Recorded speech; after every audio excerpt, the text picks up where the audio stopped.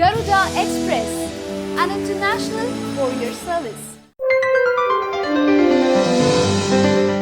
YCP MLA Roja వ్యవహారంపై విచారణ చేసిన ప్రివిలేజెస్ కమిటీ తన నివేదికను అసెంబ్లీకి అందించింది. మరో మహిళా ఎమ్మెల్యే అయిన అనితతో రోజా వ్యవహార తీరును కమిటీ తీవ్రంగా తప్పుపట్టింది. మరో ఏడాది పాటు ఆమెపై సస్పెన్షన్ విధించాలని కమిటీ అసెంబ్లీకి సిఫారసు చేసింది. అనితను నిండు సభలో దూషించినందుకు గాను రోజాపై తగిన చర్యలు తీసుకోవాలని నివేదికలో పేర్కొంది. అయితే తాము చేసినవి కేవలం సిఫారసులేనని, తుది నిర్ణయం తీసుకునే అధికారం అసెంబ్లీదేనని తేల్చి చెప్పింది.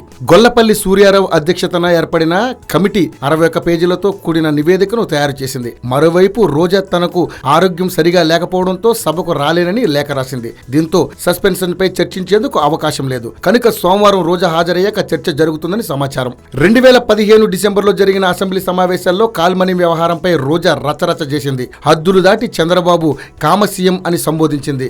ఇక దళిత ఎమ్మెల్యే అయిన అనితను అసభ్యకర పదజాలంతో దూషించింది. కొన్ని తిట్లు మేమిక్కడ రాయలేకపోతున్నాం. అలాగే అనిత భర్తను వదిలేసిందంటూ వ్యక్తిగత విషయాలను సభలో లేవనెత్తింది. ఈ మొత్తం వ్యవహారంతో ఆమెపై ఏడాది సస్పెన్షన్ పడింది. అయితే తాను మాట్లాడిన మాటలకు ఇప్పటికీ ఆమె అనితకు క్షమాపణ చెప్పలేదు.